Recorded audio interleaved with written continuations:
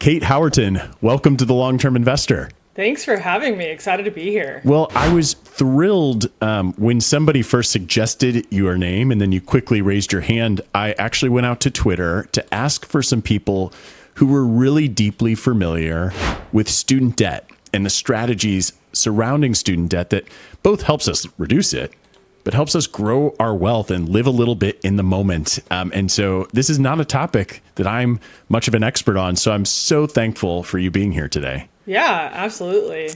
So with all that in mind, give me a little bit of background on your personal experience with debt and then what you're doing professionally today to help those who are in similar positions. Yeah, so for me, I was a first generation college graduate, and I didn't come from a background of a ton of money. But with that, I studied super hard. I was able to get a scholarship to my undergrad for my undergrad degree, but I went on for my MBA, and that did not come with a scholarship. So I myself, I have student loans. I've been working on paying those down as a professional, and then now that I'm a CFP. I've been working within the industry for, like 8 or so years. And one of my first steps into financial planning was with a financial wellness company where we provided financial advice to employees of companies. And there I was able to provide, I think it was provided student loan advice for over $30 million worth of student loans to folks that at various medical schools and folks that worked with various hospitals. So my background in helping people become student loan debt free is quite deep, and as well as for myself personally. Well, and I'm curious in your experiences, if you could share what are some of those unique challenges that high earning professionals face when dealing with student loan debt? Yeah, so I think first and foremost is considering how much are they making, depending upon where they are within their career. For many professionals, like such as doctors, attorneys, etc., they're starting out with far lower earnings potential than what they would have in the long term. So that's the first bit, is that you're saddled with a ton of debt that you have to work through, and maybe not the greatest salary to support that. Then opportunity costs, we may have to prioritize paying off student debts over other things, such as saving for retirement, buying a home, starting a family. Other items are, earning that higher income means higher taxes, higher, et cetera. But also, you don't necessarily have a break on your student debt if depending upon what your income is, because you're not going to qualify for those income-driven repayment plans. So those are a few of the things. And then I think the other thing that is more of an emotional item that we may not think about is pressure to maintain or to obtain a particular lifestyle. And with, as we're around peers that are in higher earning professions, we're potentially encouraged to try to keep up with the Joneses, but we may have that debt in the background that's prohibiting us from being able to do so. Well, and it seems like as you're describing these issues that, a really proactive loan repayment strategy that both works in the lower earning years and the future high income years is extremely important. Maybe we can break down the strategies of those two components, just starting with the managing the student loan debt during those low earning periods. Yeah. So the first of which, if it's in a lower earning period, I'll just use a doctor, for example, just as I think it's an easy one, especially when we have the residency or fellowship to consider. One of the broadest repayment strategies that I think about is getting on an income-driven repayment plan during that time period when you're earning a lower salary, and then paying what you have to pay to meet that income-driven repayment, obligation. But then if you have the potential, sock away anything extra that you can, so that, for whatever reason, if you're earning more, if you're living with a partner, if you're living in a lower cost of living area, take those savings instead of putting it towards other, keeping up with the Joneses items. Squirrel that away, and then when the time comes, once you finish that residency or fellowship, or even if you just get to a place where you're earning more, put all of that money as a big lump sum on your loans. That's one of the first strategies that comes to mind. And then when that time comes, when you start to earn more, you can then start to tackle those debts much more aggressively using that higher salary. Other strategies that we don't love to entertain as much, but deferment. If you're certainly if you're in school and if you can't make any payments, if you can't put any money towards interest, go ahead and sign up for that educational deferment and take advantage of that if you have those federal student loans. And worst case scenario, if we have to put your student loans into forbearance until there comes a time to where you can be able to pay them down sooner. And is there a time, can you maybe think of some examples when it is or isn't a good idea to go down that path of deferment or forbearance? Deferment, depending upon the type of loans that you have, and for most higher earning professionals that are taking out large amounts of loans, you're going to typically, most people will be taking on unsubsidized loans. What that means is that interest clock starts immediately. As soon as those loans are taken out, interest starts to accumulate and accrue. And so as we're sitting there in deferment, your loans are getting bigger and bigger and bigger. So if we're able to pay them, I would pay them. I would pay just to keep that interest down. However, if you don't have the money, you don't have the money. And so that's where you just have to take advantage of it. Forbearance wise, you asked what your question was, is there ever a time that we shouldn't take it or we shouldn't do this? Frankly, I think if you have the means to pay down your student loans, as long as you're able to meet your other obligations, your housing, your cost of living, if you have your general needs met, and any goals that you just have to meet based upon your time horizon of life, I frankly don't know that there's a really good idea to ever sign up or to ever put your loans on forbearance unless you absolutely have to. I know that was a long answer to say, really, I don't recommend it ever unless you truly have to. Well, and that makes sense. I mean, I think even just paying interest, in the sense when you're in your training or your residency can really make a big difference. And a lot of that just comes down to budgeting and trying to figure out, how do I prioritize loan payments within a limited income? Any advice or strategies that you have when people are going through those trade-offs? So I first and foremost think we need to make sure that you have your needs met. You have to have your housing, you have to have your food, transportation, all insurance, those type of things. And then we start to get into the next items such as retirement or family planning or investing for other goals, or even for a lot of young professionals getting married and how expensive weddings are these days. I think it really comes down to your values of what's most important to you for you to be able to accomplish sooner. For me personally, I made the decision that I would take care of all of my core needs. I would start to make a dent on my student loans, but I would somewhat kick them down the road into my 30s as I was laying a foundation for my life. I bought a house. I got married. We don't have kids yet, but that'll be along the way. But for me, I use those lower earnings years to set myself up from an equity standpoint in my home and making sure that my immediate needs were met. And now I'm really starting to aggressively pay down my loans. I have a two income household now that I'm married, and I'm earning a lot more. From the time period from my mid-20s to now, I've tripled my income, and that makes it much more affordable for me to tackle this pretty aggressively without having such a lifestyle pinch. Well, and when you take on student debt, the idea is that you will be earning more eventually. Sounds like you've reached that stage, and I know you've worked with people who've reached that stage. So when people are ready to accelerate their loan repayments as their income increases, what are some things people ought to think about and keep in mind? I think either working with a financial advisor or running online calculations to see how much do you need to be contributing to retire on time.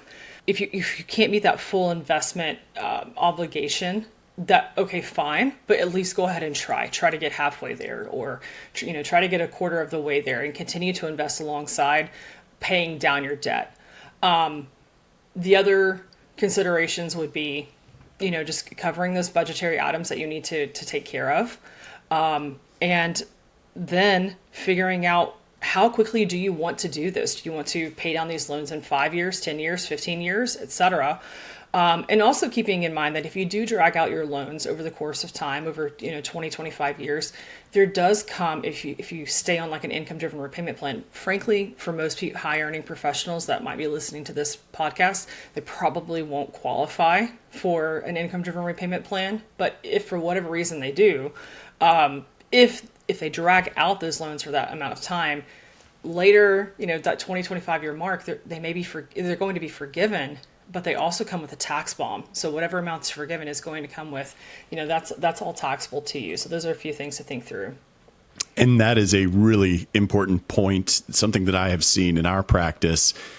I'm kind of curious if you are reaching those higher earning years. I personally feel that you still need to emphasize retirement savings and some sort of emergency fund accumulation. And that doesn't necessarily mean every retirement account needs to be maxed out and you need to get to 6 or 12 months of expenses of an emergency fund prior to paying down your debt. But I do think that they should remain at the forefront of your mind, particularly on the emergency fund front, where if you're building up that cash reserve, it can protect you against a tax bomb, as you call it. But I'm curious, do you agree? Do you disagree on the way I feel about those prioritizations? No, I wholeheartedly do, and that was actually one of the items that I forgot to mention is hitting that emergency fund is crucial. I would say that's even one of the items when we think about should you go onto, should you put your loans in forbearance? Should you go ahead and put those loans onto educational deferment, or previously we had COVID deferment?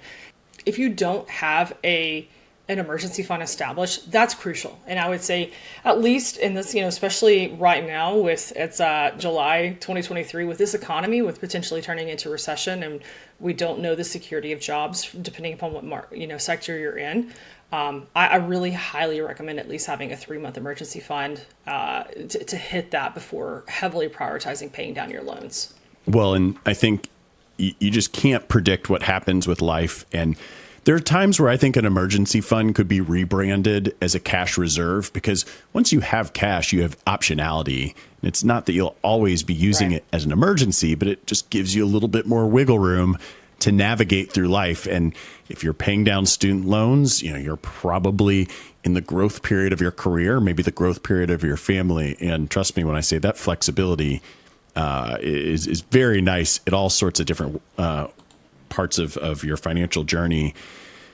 You've mentioned in passing loan forgiveness and less so the assistance programs for high earning professionals.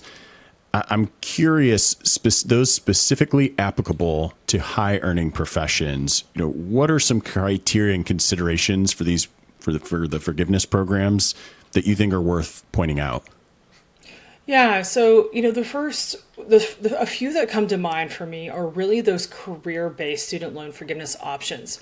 We have PSLF, so that's going to be especially for those that, not especially, it's definitively for those that are working in public service sectors. So whether that's the government, whether that's working for a nonprofit hospital, if it's whatever.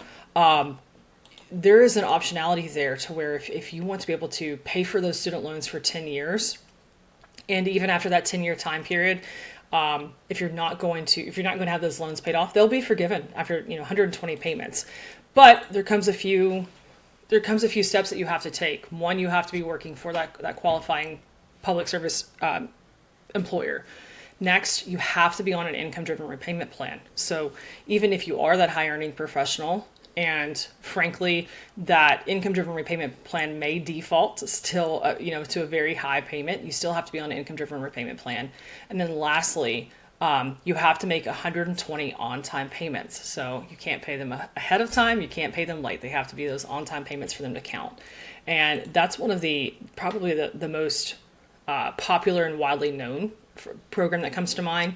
The next ones we have attorney student loan forgiveness program. We have National Health Service Corps. We also have the National Institute of Health Loan Service Forgiveness.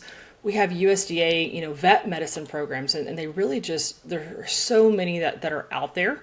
And also there are employer specific programs for government agencies. I have a client who's a nurse practitioner, and she she's working with the VA hospital. And so they are forgiving a portion of her loans, as long as she makes a 5-year commitment to work there. And, the remaining portion are going to be forgiven. If she departs, it's in game, she has to pay them back. But for her, that's a huge value add to her employment. She's making a lower income for a few years, but then her loans go away after a set amount of time commitment there. Well, that's definitely a huge consideration when you're looking at the packages that you might be offered, the compensation packages, and assessing those trade-offs. I know I've worked with a number of physicians over the years where they see a higher paying private gig, but they're wrestling with the trade-off of their student loan balance and trying to right size, the financial implications of working for one employer versus another. Perhaps a good segue for the importance of seeking professional advice for the personalized financial planning. In your mind, what is the point in time where you feel like someone with a large student loan debt burden should be engaging with a professional? I think as there are a ton of different ways to be able to be compensated as a financial professional, and I think depending upon a person's asset level, if they already have assets accumulated, great, they can work with someone who charges based upon a percentage of AUM. Otherwise, they can work with someone who's a flat fee professional, and that's typically pretty affordable for them to be able to go get that financial advice and to be able to make a plan on how do I tackle these student loans while also focusing on these other goals that are super important to me: buying a house, getting married, starting my retirement, or continuing investing in retirement. Maybe that was started earlier in their 20s or so. I think as long as you're able to afford that fee without putting yourself into a detriment of not being able to cover your core needs, it's worthwhile. And even if that's not a long-term engagement, for me, I am a financial professional. I do prefer to work with folks for a lifetime, but there is a time and a place also to work with someone for a year, or to have a financial plan ran, just to get yourself and your bearings set right, and then come back in a couple of years once those loans are paid down a little further to as you start to have that higher income and accumulate more assets. You'd mentioned at the very beginning something about just the general pressure to have lifestyle inflation as you start to earn more, despite having these student loans that you have to pay back. And I'm sure that you talk through clients with that. I mean, what are some of the things that you see most impacting that temptation of lifestyle creep and its impact on loan repayment?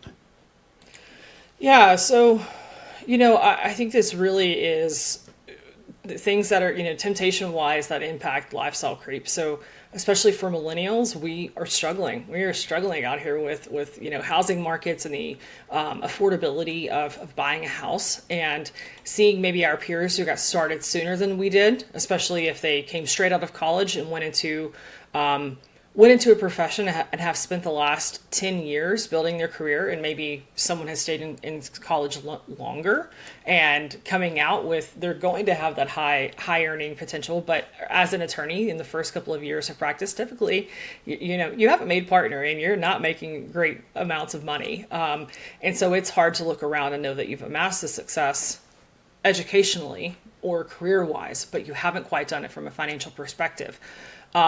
Cars are expensive. The used car market's finally starting to go down, but we really haven't seen that happen at the new car market level yet. And cars are getting more and more expensive because of just the features and the technology that come with them. So as we look around, even if we're not trying to quote unquote keep up with the Joneses, it's expensive just to live even in the suburbs this day and age. So I think keeping those blinders on and being focused on, hey, I can live in this older place for a few years, or I can drive this older vehicle for 7 or 8 years, and that's okay. That's not connected to my self-worth or my value. I'm still just as successful without these shiny things, and that way you can keep your head down, really focus on what's most important to you, rather than just focus on the objects that are going to depreciate in value. Yeah, that makes a lot of sense. Cait, this has all been really interesting. It's such a big topic. So I sort of want to ask you one final pretty broad question, which is just, do you have any thoughts or encouragement for listeners on their loan repayment journey? I think it's tough. I recognize that paying that payment, even for myself, as now I'm really aggressively paying mine down. I don't enjoy paying it. When I think about what I could be doing with that money instead, taking a vacation or improving my house. I'm also a millennial with an older house that's a little bit of a fixer-upper, so I get it. But I think of it as just focus, for me personally, how I say focus on getting it paid off is that I know that my student loans were a huge part of, or my education, I should say, is a huge part of the success I have. And it's the foundation for me to be able to achieve the income and career progression that I have. So that's how I think about it. And also know that it's not forever. It's not going to, it's going to be a short part of your life. And even though they're unenjoyable to pay it now, they will eventually go away. Great insight and wisdom, Cait. Thank you so much for joining the show. And for people who want to learn more about you, how can they find you? Yeah, so they can find me. They can find me on LinkedIn. I'm posting pretty frequent inspirational posts, or just posts that are super helpful to educational posts from a financial planning perspective. And then they can also find me at archerim.com. Well, Cait Howerton, thank you again for joining us. For everybody watching or listening, you can find links and resources in the show notes at thelongterminvestor.com. And be sure to like, subscribe, leave comments, do all the great things that help more people find the show and help them all make better decisions with their money. Until next time, to long-term investing.